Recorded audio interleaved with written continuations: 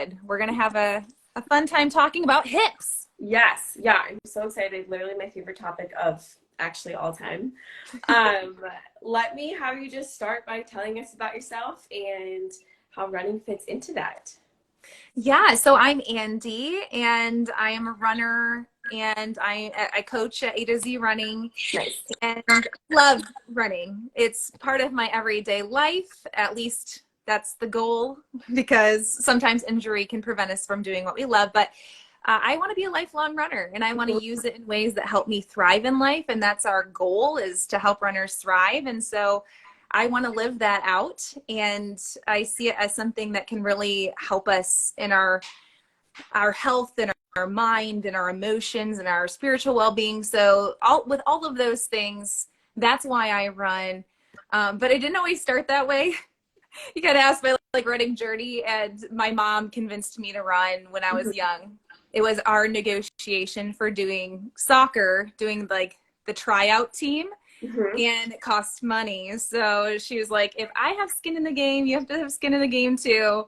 You're going to run with me. And I took that negotiation, and I didn't realize how hard it was going to be. But after complaining and getting over all of the discomfort, I ended up loving running, and it's been part of my life ever since. Amazing. I love it.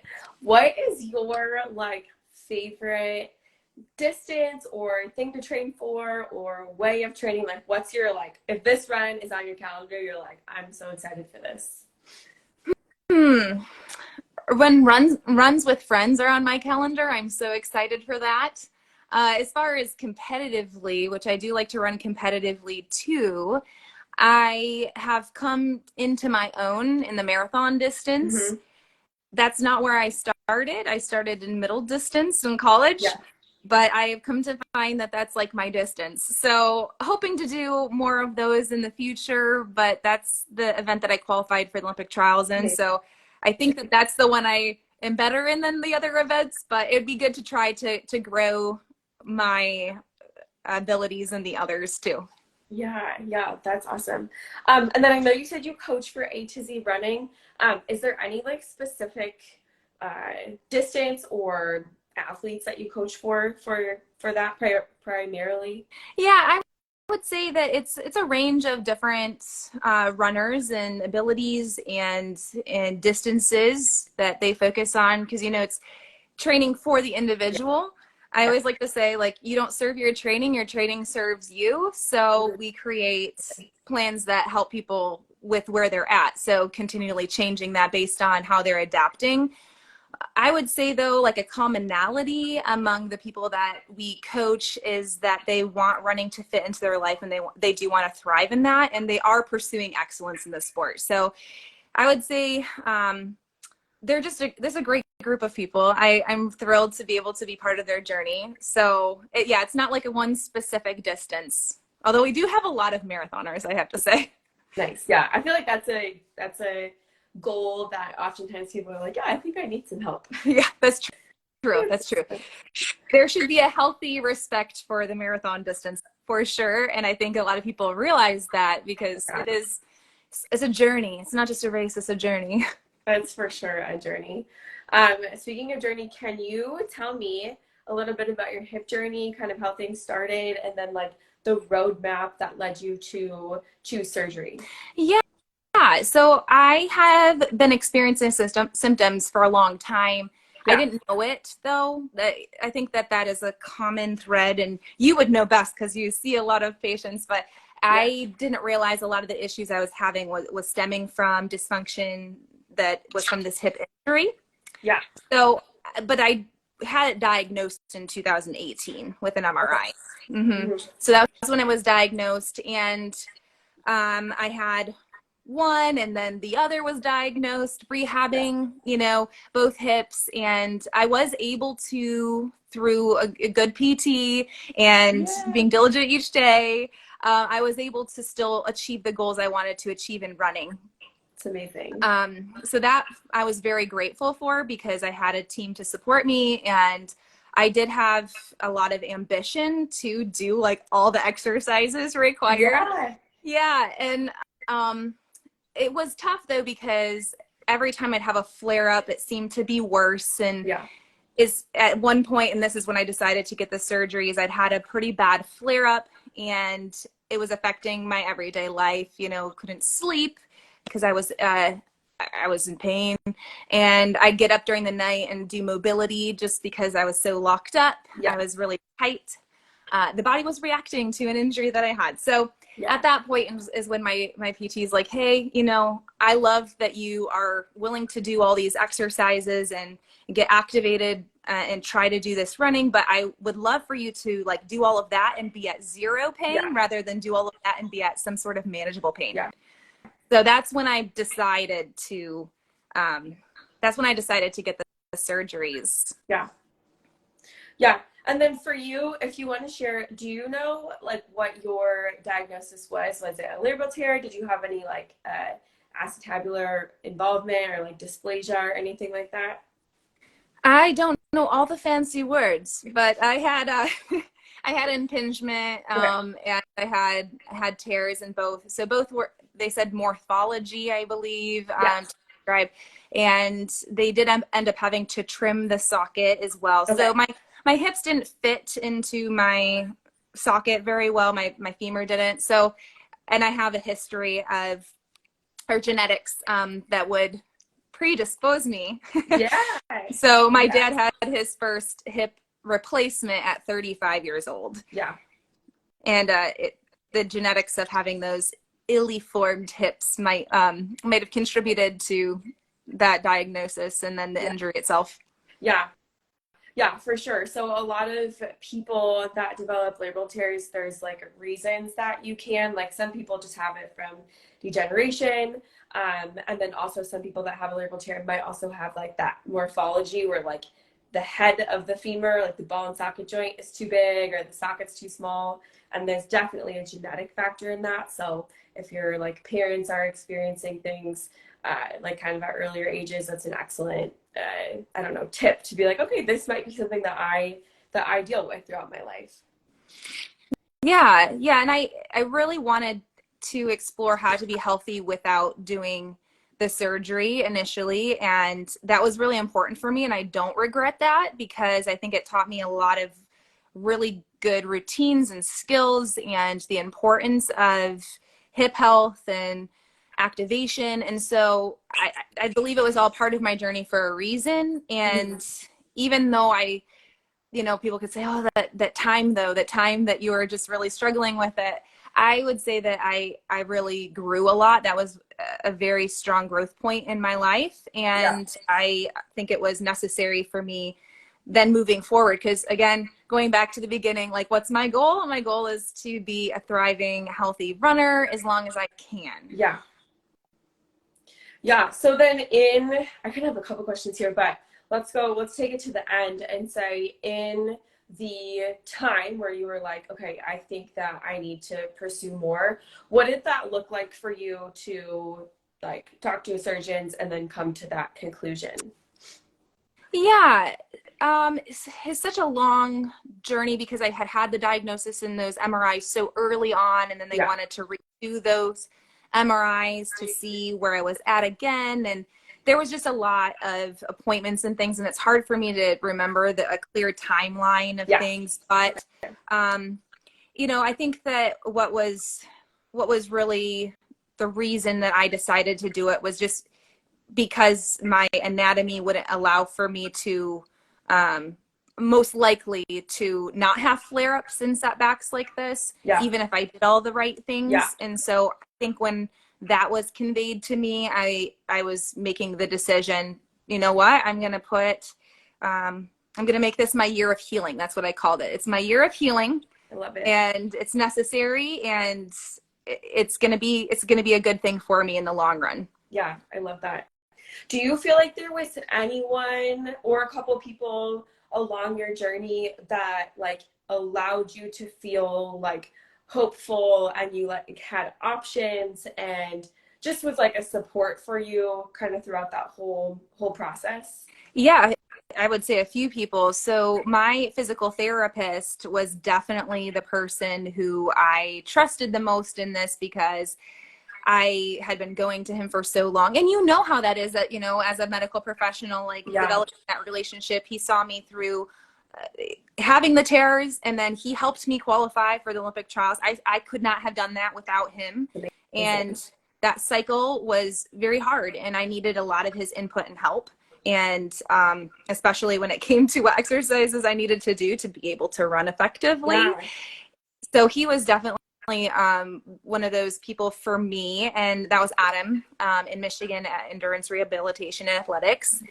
And, you know, my husband, Zach, he's my coach. And he definitely was there for me and all of that too. He kept reminding me, like, there's been a lot of hiccups in my life when it's come to running. You know, I had tough pregnancies and things of that nature. So he's just reminding me that it's all part of the journey, and I don't need to rush things. Yeah. And to get healthy is more important than trying to chase after goals right now. Yeah, that's really, really sweet. Yeah, I talk a lot about in my just podcast programming and all this stuff is like building your team, like finding the group of people, and it doesn't have to be your PT, like it could be any medical provider, but the person that's gonna like walk with you the most. And like once you're on their team, I'm sure Adam was like, hey, I'm gonna recommend you to this surgeon because they only see this, and you know, this doctor, and you just like have an element of like someone's taking care of you as opposed to you trying to do it all on your own. Yeah, I absolutely felt that, and grateful. I was very grateful that in my area I had a really great surgeon who was recommended again by Adam and others. Actually, I have a friend who is an orthopedic surgeon. He does mostly foot and ankle, and he's like, this, you know, Yeah. you've got a good one. You've got a good surgeon. So that gave me some confidence as well. And you're right. Like, it's all about the team. And my kids, even like being so good with me on crutches, if they were like squirrely and crazy, that would have been really tough. So even them, they're helping me through this journey as well. Amazing. And then you talked about your year of healing. I love that. Can you tell me a little bit about what the journey looked like for you to recover and then get back to running comfortably, we'll say? Yeah. Well, I felt really great after the surgeries. And I will warn people that, like, part of that is because the inflammation, you have the NSAIDs and then the inflammation's gone, and you're like, for the first time and forever, I feel like, you know, no aching at night. So for a while there too, I was just elated because I knew it was the right choice. I had already felt like I was making better mobility. You know, it took a while to get that mobility back, but like I could feel the progress, and I felt good with that. So, yeah, I did all of the prescribed stuff that I was given, and I loved it because as an active person and not being able to run, I was like, yay, there's something I can do that's going to help me. And I took it seriously because it was the exercise available to me at the time. Yeah. It's, you know, it didn't make me sweat, and that part I was really grieving. I was like, I just want to sweat. But I liked having an active recovery that was actually prescribed to me. And I didn't try to hop on the running early. I took all the time that I needed in between my surgeries. So I had them done staggered. Okay. I think that might be some surgeons who will do them at the same time, but it was recommended to me by my surgeon to get one stronger and then ready to do the second. So those were staggered by 13 weeks. So, and I think it helped me. The second one went a lot better than the first one because I had gone through all of the rehabilitation, and it made me stronger on both sides. Yeah. That's awesome. Yeah. That's really cool. There's something that you said that I really loved when you said, you were like elated right after surgery because like you knew it was the best thing for you. And I think as a PT, one of the things that I always keep in mind is like, what is the best thing for my patient, and like what did they want to do? Like previously it sounds like, I don't know, I'm not putting words in your mouth, but you wanted to go through that like rehab period, and that was like the best thing that you wanted to do. And then when you got the surgery, it was the best thing for you at that time. And then therefore, I think that's what makes the best outcome is like when you're excited about what's going on. Yeah. And I think that it's important to hold on to the hope and to see, like, and trust that all this work I'm doing is going to help me, because runners, I think this is kind of a common thread, and it's not everybody. So I don't want to like throw a widespread net, but I think most of us just want to run. We just Yeah. want to run, and everything else kind of feels laborious. And so I think because I had to stop, and there's 6 months, I had 6 months of no running, and that was so hard for me. Yeah. But to say, this is what I need right now, and I'm going to take this seriously to get back to what I love, but not just do it and be like frustrated about it, but to try to enjoy it. Yeah. I know it sounds cheesy and it can be really hard to do, but to make it fun for myself in the process. Yeah. That's amazing. I feel like that speaks to a lot of like who you are and just like trying to find joy in the process for sure. I think my last question for you is, what would you say to someone that is like in the thick of maybe a hip injury or a flare up and is just trying to like get through it and navigate forward? Mm-hmm. It's tough, and you're allowed to feel all the feels. There's going to be a lot of them. Yeah. And I had a few times where I was crying, and I just had a hard time wrapping my mind around how much endurance it was going to take to do this race. Yeah. And by that, I mean, this healing process was an endurance feat of sorts. And I think that it's important to try to be in tune with your body and respect it. And I think that's one of the biggest things that I've taken away from this whole journey, is that when my body is telling me something, I'm not going to ignore it. I'm going to honor it. Yeah. And in that, I have to learn what different things feel like. And there's going to be times I'm going to have to go and ask, like my PT, I'll ask him, like, is this pain okay? Is this not okay? Yeah. But my natural inclination, and maybe some of you that are listening and are in a tough spot right now, is just to plow through it, and that it was going to just go away if you plow through it. But I would say there's hope, and there's a better way to get stronger, to feel healthier, to thrive in and through your injury process. Yeah. I started back running, I believe it was the 12 weeks. Is it 12 weeks that's recommended after surgery? Is that right, Yeah, Sarah? or potentially longer, but okay. Yeah, depending on what you have. Yeah. Right. I had access to a boost, and so I gradually got in and did the run, walk, and everything. Amazing. And I think not rushing, again, I talked about that phantom ponytail, not trying to chase anything, and just really enjoy that run was one of the biggest things for me in enjoying the whole process. So wherever you're at right now, whatever you're doing, to be able to glean out of it the lessons that you're building, the growth that you're experiencing, to celebrate those things, to honor your body, and like you said, Dr. Sarah, to build your team. And that can really help you come out of it better than ever. And I don't mean like performances, because that's never guaranteed, although we can strive for excellence, but to find how running is going to aid in your life and help you thrive. Yeah, I really love that a lot. I just enjoy like your perspective of like trying to find joy with where you're at. And also, I feel like if you reach out for help, it's not a guarantee that your provider is going to tell you, don't run for 12 months. Like, it could just be, hey, like, let's just do these couple of exercises and you might feel better, and then you can continue running your normal cycle for, I don't know, your normal cycle. Right. Yeah. I love that, what you're doing too, helping athletes. And for me, that has been a huge part of how I've been able to get back to running and back to enjoying running. I like to understand things. It's a little, if I understand it, I can run with it. Yes. Yeah. Like, there's just so much power in knowing, like, okay, when I get into this position, like, my hip is a little bit like closed down. So therefore it's probably not the best for me to sit in this position for long periods. And then if I don't do that, then maybe I could run a little bit longer. There's so much power in knowledge. Yeah.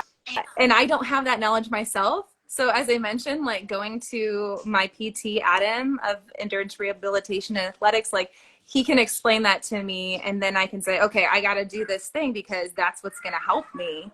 Because you have that knowledge. Yeah. And I can understand the like little micro version of it that Adam will tell me. And then that really helps me own it for myself. And then of course, carry that through to better performance and feeling better on my run. Yeah, I love that. Anything else that you would like to add from today's conversation at all? Final tips, takeaways? Yeah, I think that we covered a lot of like what I feel is important for the recovery journey. Yeah. But I do think too, it's important, and it kind of goes back to the patience piece of it, that being patient can have like an urgency to it too. Like I can be doing all the things I need to do today, even though it's not where I want to be, with urgency. I had talked to Andrea Pomeransky about this concept, and I really have taken that to heart, which is like, I'm not going to skip this today because I'm so far away from where I want to be, in 6 months. I'm going to have an urgency to do those little things that I can do today in order to prepare myself to continue to run healthily. Yeah. So I think that's another part of it, is like to have an urgency. And I think it's a tendency for most of us, if we're not where we want to be at right now, we want to throw up our hands and say, oh, I don't want to do any of it. And then just take complete rest. And then we're not mobilizing those hips, which that's the worst thing, right? They get so stiff and you feel worse. So being able to have the discipline and the urgency, so to speak, to do the little daily things to feel better. Yeah, I love that. And like having that vision, that's what I do with my clients, is like we work towards a vision. Like there's always an end goal. And it's like what I do today is going to like propel me to whatever goal that I'm working for tomorrow or 6 months from now. Yes. And as runners, we should get that, right? Because it's the long road, and we're good at the long road. So we have to just look at this new long road and have the same determination we do when we look at the marathon, for instance. Yes. Well, I love your perspective so much, Andi. I feel like your story is going to help a lot of people like navigate their hip journey. So thank you for being open to share. And where can we get more of you? Like podcasts, Instagram, Facebook, what's the best? I think probably the podcast, which is A to Z Running Podcast, which I host with my husband, Zach. And we're also on Instagram at A to Z Running 2. But here at my Andri Ripley, I do, if you send me a message because you're going through something and you just want someone to commiserate, I'm here for you. I know what you're going through, at least somewhat, all of our experiences are unique, but we can share in some of the common struggles. So yeah, those places I would say. Awesome. That is so sweet. Well, thank you so much, Andi. And I look forward to chatting with you again soon. Thanks. Me too. Thanks for having me, Dr. Sarah. You're so welcome. Bye. Bye.